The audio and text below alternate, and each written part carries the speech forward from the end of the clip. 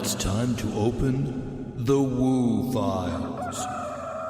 A place where curiosity meets the unexplained. Welcome to the Woo Files. This is Jenny.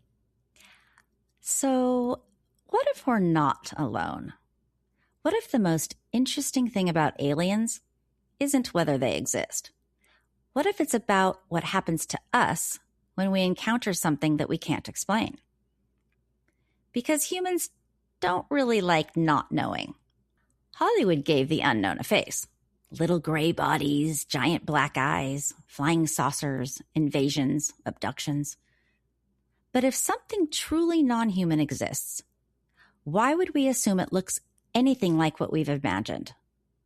Maybe the Hollywood alien has become an archetype, a face we've given to the great mystery. And our fascination with beings from the sky certainly didn't begin with Hollywood. Ancient cultures around the world told stories of gods and mysterious beings descending from the heavens. Even the Bible contains some pretty wild imagery. Ezekiel describes fire, brilliant light, strange beings, and those famous wheels within wheels. Jacob dreams of a passage between heaven and earth, with beings ascending and descending. And the Israelites are guided by a pillar of cloud by day and fire by night. Traditionally, these are understood as encounters with the divine. But ancient alien theorists, and myself, ask the question, what if our ancestors were describing something they simply didn't have language for? Can we prove that? No, but I do love the question. Because every human being interprets an extraordinary experience through the worldview available to them. 3,000 years ago, you might call it an angel. Today, you might call it a UFO or UAP. And then, of course, there's Roswell. In 1947, something crashed near Roswell, New Mexico.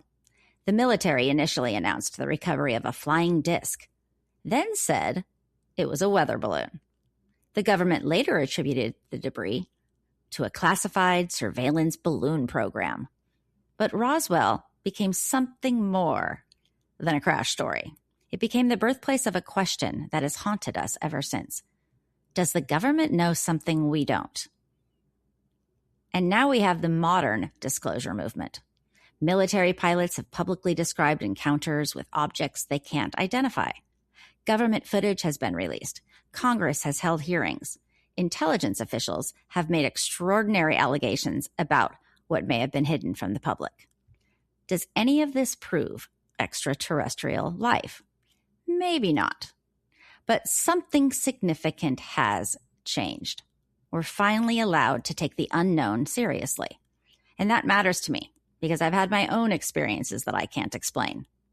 What happens to consciousness when we encounter something that breaks our existing model of reality?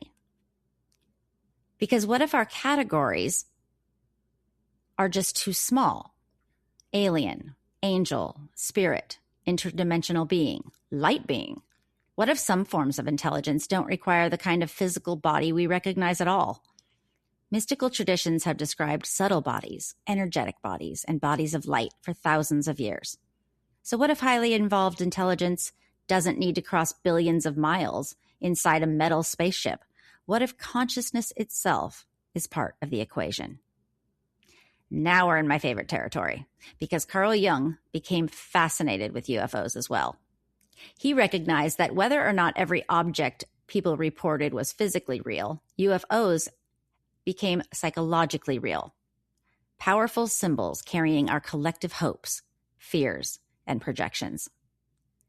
Something mysterious appears in the sky, and immediately we fill in the blank. God, alien, savior, invader, higher intelligence, apocalypse. We turn the unknown into something we know. And maybe that's why these experiences can create such profound awe. Awe happens when we encounter something so vast that our existing understanding can't quite contain it. For a moment, the boundaries of reality crack open, and then we have a choice. We can dismiss it, fear it, worship it, build an entire belief system around it. Or we can simply say, I don't know what this is and stay curious. Maybe that's one of the most spiritual things we can do. Because perhaps disclosure isn't about governments finally telling us what they know. Maybe there's another disclosure happening. The disclosure that reality may be much bigger than what we've been taught. That consciousness may be stronger than what we understand, and stranger. And that the great mystery is still actually a mystery. So maybe the real question isn't, are we alone? Maybe it's, are we willing to discover just how much we don't know?